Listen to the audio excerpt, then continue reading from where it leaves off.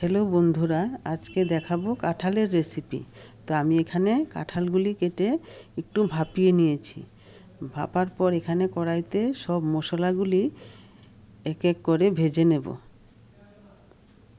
এখানে তিল পোস্ত ভেজে নিয়েছি। ভাজার পরে এগুলি একসাথে গ্রাইন্ডারে পেস্ট করে নেব। তো পেস্ট হয়ে গেছে।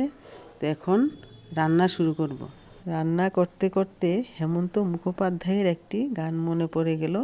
তো সেই গানটি আপনাদের আমি গুনগুন করে গেয়ে শোনাবো। আপনারা শেষ পর্যন্ত ভিডিওটি দেখতে থাকুন।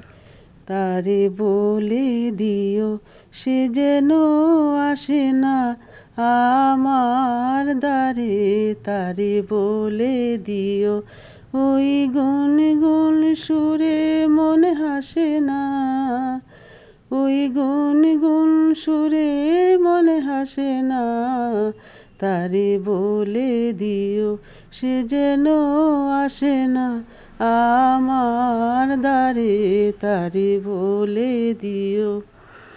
গামাপা মাগারে, গামাপা মাগারে, সারে মাগারে গারে সারে সানিসা।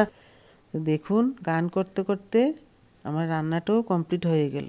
তিল পোস্ত দিয়ে রান্না করলে কাঁঠাল খেতে কেমন লাগে আপনারাও এভাবে রান্না করে দেখবেন।